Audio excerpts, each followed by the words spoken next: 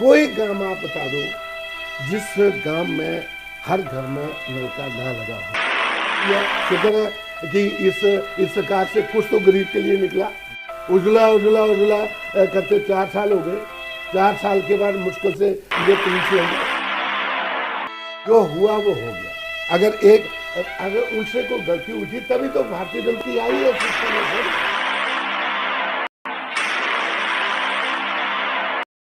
नमस्कार, बहुत बहुत स्वागत जीवन उत्साह न्यूज पर। आज फिर मैं एक बार लेकर चल रहा हूं आपको बड़सर विधानसभा के एक बहुत चर्चित हस्ती जो कि 2 बार विधायक रह चुके हैं और आज हमने उन्हें अपने स्टूडियो में आमंत्रित किया है एक बहुत ही महत्वपूर्ण विषय को लेकर। और जैसा कि आप जानते हैं कि अभी हाल ही में हिमाचल प्रदेश सरकार ने अपना बजट की घोषणा की है। इस बजट को लेकर हर व्यक्ति बहुत सारी चीजें नहीं समझ पाता है या कई बार लोगों को अपने अपने तरह के अपने दल के हिसाब से जो है वो प्रतिक्रिया देने की बात कही जाती है, क्योंकि कांग्रेस वाले लोग हमेशा इसका विरोध करेंगे और भाजपा वाले लोग जो हैं वो इसका पक्षधर होंगे, क्योंकि ये जाहिर सी बात है। लेकिन इसके साथ साथ में एक ओपीएस मुद्दे को लेकर भी एक बहुत बड़ा इशू सामने आ रहा है, यानी ओल्ड पेंशन स्कीम को बहाल करने के लिए हाल ही में अभी हिमाचल प्रदेश के कर्मचारियों ने बहुत बड़ा धरना प्रदर्शन किया, जिसके बाद उनके ऊपर एफआईआर भी दर्ज होगी और भी कई तरह के मुद्दे उसके बीच में आए हैं, जहां जयराम ठाकुर जी ने ये कहा है कि इस तरह का प्रदर्शन बिल्कुल भी मंजूर नहीं है। तो ऐसे में इस चर्चा पर मैं लेकर आया हूं पूर्व विधायक श्री मनजीत सिंह डोगरा जी को पॉलिटिकल एनालिसिस और सामाजिक एनालिसिस के चलते, ताकि ये इन दोनों चीजों के ऊपर इनसे हम बात करके, क्योंकि उनका तजुर्बा राजनीति में काफी लंबा रहा है और बहुत घिसे हुए मंजे हुए व्यक्ति हैं, तो क्या इनका मानना है इस विषय पे आज हम चर्चा करेंगे। चलिए बात कराते हैं आपके मनजीत सिंह डोगरा जी से। डोगरा जी, बहुत बहुत स्वागत आपका आज की इस खास चर्चा में। सबसे पहले हम शुरू करेंगे जो ओपीएस का मामला है, जो ओल्ड पेंशन स्कीम को लेकर हिमाचल प्रदेश के कर्मचारियों ने बड़ा एक प्रदर्शन किया है। आप 2 बार विधायक रह चुके हैं, कांग्रेस पार्टी के बड़े दिग्गज नेताओं में भी गिने जाते हैं, लेकिन आज मैं आपको एक पॉलिटिकल एनालिसिस के रूप में यहाँ पर इनवाइट किया है। आपका क्या मानना है कि क्या ओपीएस बहाल होना चाहिए या फिर सरकार जो ये कह रही है कि ओपीएस को लेकर अभी कोई चर्चा नहीं की जा सकती है, क्या मानते हैं आप? थैंक यू रमेश जी, आपने बुलाया मुझे और ओल्ड पेंशन स्कीम के ऊपर आपने बात की और बजट के बारे में आप बोल रहे हैं। सबसे पहले तो मैं इस ओपीएस के ऊपर ये बोलूँगा कि जो हमारे कर्मचारी हैं जी, वो जैसे हमारा शरीर है जी, इसकी जो रीढ़ की हड्डी है, अगर वो ठीक नहीं है तो हमारा पूरी बॉडी, हमारा शरीर जो है वो जी ना के बराबर है। जी। इसी प्रकार किसी भी सरकार के जो गवर्नमेंट एम्प्लॉई है वो सरकार की रीढ़ की हड्डी है। तो मैं तो ये समझता हूँ कि ओल्ड पेंशन स्कीम जो है वो बहाल होना चाहिए और सरकार को चाहिए था कि अगर मुलाजिम वहाँ पर इकट्ठे हो भी गए थे तो उनसे बातचीत होनी चाहिए थी, और अगर सरकार का इरादा नहीं था बातचीत करने का तो इतने हमारे कर्मचारी पैसा खर्च करके, अपना टाइम बर्बाद करके दिन और रात 2 दिन में वो शिमला पहुँचे जी, किन कठिनाइयों से वहाँ पहुँचे और इतनी तादाद में ज़्यादा पहुँचे। ये पहली बार हुआ है कि मैं तो इनका बड़ा एक शो ऑफ किया है हमारे एम्प्लॉयज़ ने। मैं तो इनका धन्यवाद करूँगा कि ऐसा अपनी मांग को लेकर के सब इकट्ठे हुए। ये कोई जायज़ बात है ये, और जायज़ बात जो उनकी डिमांड है उसको सरकार को सुनना चाहिए था, और माननीय मुख्यमंत्री जी को, जयराम ठाकुर जी को उनसे बातचीत करना चाहिए थी। नहीं, लेकिन मुख्यमंत्री जी ने तो ये कह दिया कि आंदोलन करेंगे तो उनके ऊपर एफआईआर दर्ज भी होगी उन लोगों के ऊपर जो नेता है। रमेश जी, इसके बारे में मैं कुछ और, मेरा पॉलिटिकल वो नहीं है, इतना ज़्यादा मैं हूँ, लेकिन ये मैं जरूर कह सकता हूँ कि अगर उन्होंने बात नहीं करनी थी तो उनको अल्टीमेटम तो दिया हुआ था मुलाजिमों ने कि हम इतनी तारीख को विधानसभा का घेराव करेंगे। बिल्कुल। अगर नहीं उनसे बातचीत करनी थी तो उनको 3-4 तो बहरे रहे। देखिए, चंबा से, कांगड़ा से, हमीरपुर से जो लोग जाते हैं, ऊना से जाते हैं, उनको आप जो है वो शोकी में रोक देते जी, जाने नहीं देते आगे। जो शिमला सिरमौर से आते हैं, सोलन से आते हैं या ऊना साइड से आते हैं, उनको आप उधर पीछे रोक देते। मतलब आप ये मानते हैं कि फेलिडिटी है कहीं ना कहीं सरकार की? बिल्कुल बिल्कुल। ये तो बड़ी उल्टी बात हुई कि एक तो उन्होंने अल्टीमेटम दिया, वो पहुंच गए और उनसे सरकार ने बात नहीं की। ये तो बहुत ही सरकार के जो साइड से जो एक गलती है, बहुत बड़ी गलती है सरकार की, मैं ये समझता हूँ।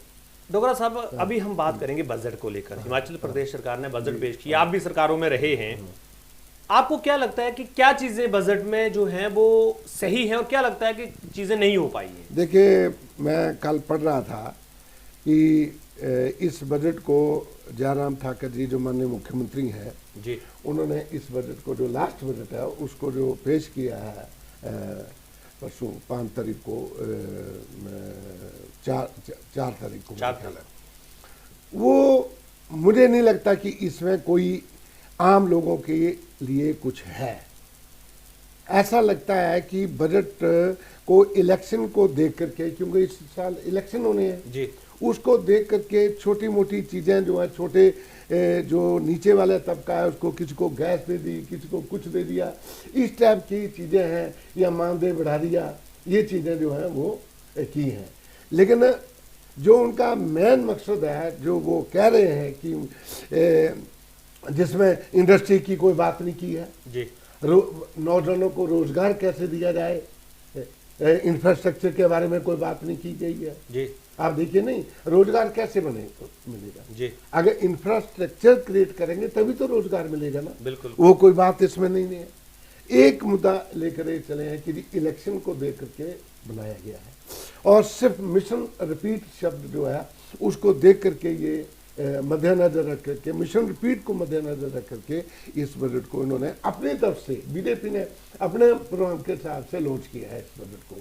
लेकिन मैं समझता हूँ कि चाहे ये जो भी बजट हो, मिशन रिपीट तो इस सरकार का होना असंभव है। इस बजट को अगर आपने मार्किंग देनी हो 10 में से, तो कितने मार्क आप मैं तो इसको 0 मार्क देता हूँ।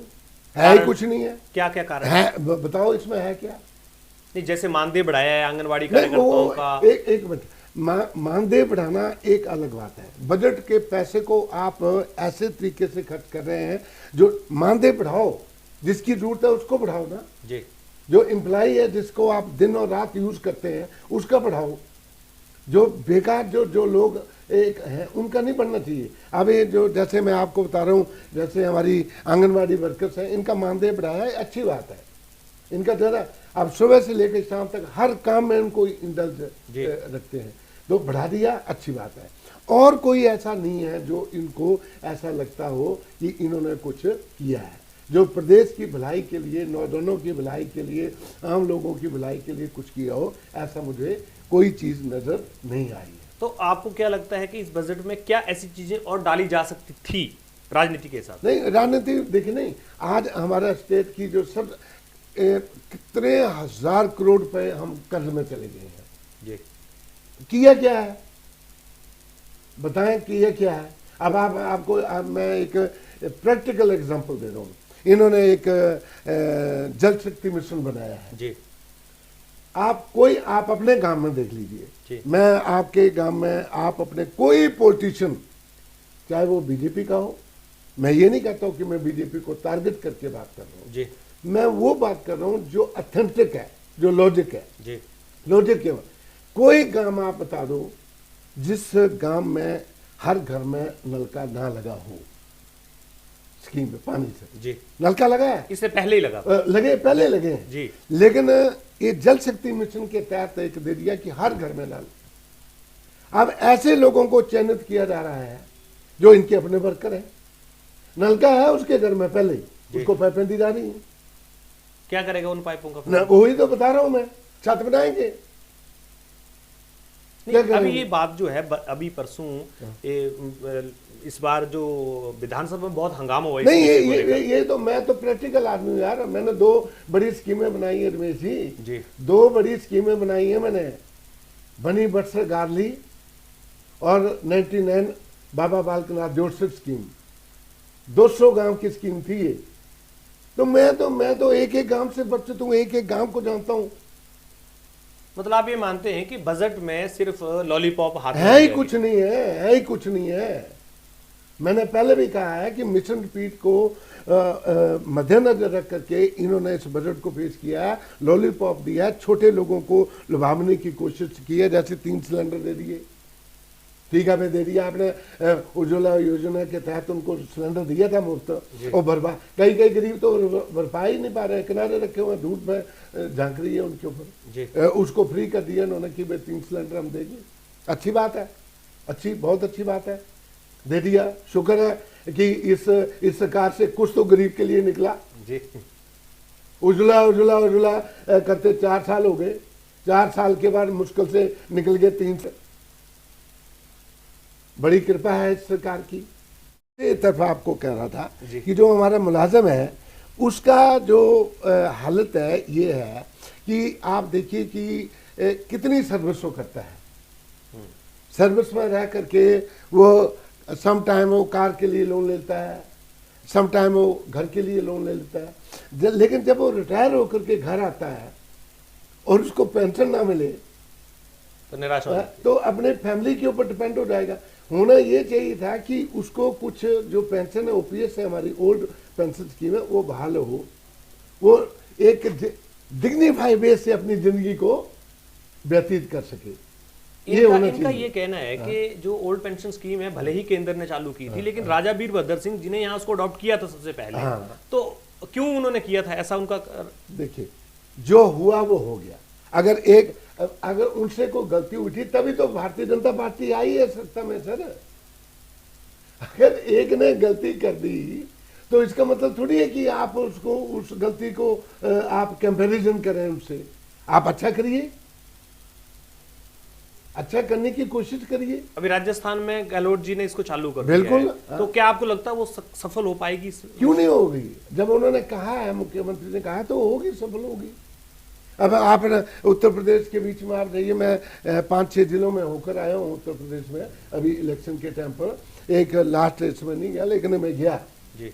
वहाँ जो सबसे बड़ी समस्या जो पैदा की है इस वक्त मोदी जी के लिए, योगी जी के लिए और शाह साहब के लिए, जो कर्णधार हैं नड्डा जी, जो 4 आदमी जो पूरे इलेक्शन कैंपेन को जो लीड कर रहे थे, उनको जो सबसे बड़ी सिरदर्द पैदा किया वो समाजवादी पार्टी ने इस पेंशन के ऊपर की है। डोगरा साहब, चलते चलते आखिरी में एक क्वेश्चन आपसे करूंगा। 5 राज्यों के भी चुनाव हुए विधानसभा के, आपको क्या लगता है कौन कहाँ कितना? देखिए अपना रमेश भाई, मैं ये तो पंडित नहीं हूं ना, ज्योतिषी हूं, लेकिन इतना मैं जरूर कह सकता हूं कि जो मोदी जी का एक मिशन था कि कांग्रेस मुक्त भारत चाहिए जी, कांग्रेस मुक्त भारत चाहिए, वो मोदी जी का जो मिशन था वो फेल हो चुका है। यूपी में कौन? यूपी की बात नहीं, मैं यूपी में कांग्रेस ने, प्रियंका गांधी ने इतना अच्छा प्रदर्शन किया है इस बार कि मैं आपको बता नहीं सकता। मतलब कांग्रेस की बढ़त होगी यूपी में? नहीं, बढ़त निश्चित पिछली बार से बिल्कुल होगी, अच्छी होगी। और सरकार कौन बना सकता है? सरकार तो देखिए, सरकार तो वहां पर अलायंस की बनेगी, वहां अलायंस की बनेगी। पंजाब में हमारी स्थिति बहुत अच्छी थी, बहुत कांग्रेस की बहुत अच्छी स्थिति रही है और बहुत ही अच्छा प्रदर्शन किया है कांग्रेस ने।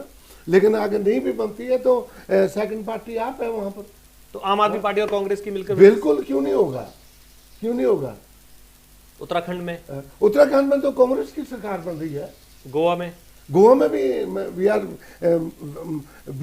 मतलब मैं कांग्रेस चाहे जो मर्जी करे, उनके जो वहाँ गए थे लोग वो जो मर्जी बोले, लेकिन मैं समझता हूँ कि कांग्रेस की पहले भी कांग्रेस की सरकार थी वहाँ, वो तो खरीद एक वो करके पॉलिटिकली मैनिपुलेशन से उनको बार्गेनिंग करके उनको मिला लिया इन्होंने। अदरवाइज तो पहले भी सरकार हमारी थी वहाँ पर, तो अभी भी पूरे चांसेस है वहाँ पर बनने के। चलिए डोगरा साहब, बहुत बहुत धन्यवाद आपका इस चर्चा में बनने के लिए, और इस तरह की चर्चाओं में हम हमेशा आपको साथ रखेंगे ताकि आप भी जो पॉलिटिकल एंगल से कहीं ना कहीं चीज़ों को देखा जाता है उस विषय पर हमारे चर्चा करें। बहुत बहुत धन्यवाद। थैंक यू रमेश जी, बहुत धन्यवाद आपका, शुक्रिया। तो दोस्तों, आज हमने आपकी चर्चा कराई हिमाचल प्रदेश के बजट के ऊपर और ओपीएस स्कीम को लेकर। पूर्व में विधायक रहे मनजीत सिंह डोगरा जी, काफ़ी महत्वपूर्ण चर्चा इन्होंने की है, और इस तरह की चर्चा में लगातार जीवन उत्साह न्यूज़ आपको सभी पॉलिटिशियंस के साथ में, जो चाहे वर्तमान में हैं या पहले रहे हैं, लाने का प्रयास कर रहा है, क्योंकि अब विधानसभा के चुनाव हिमाचल प्रदेश में आने वाले हैं।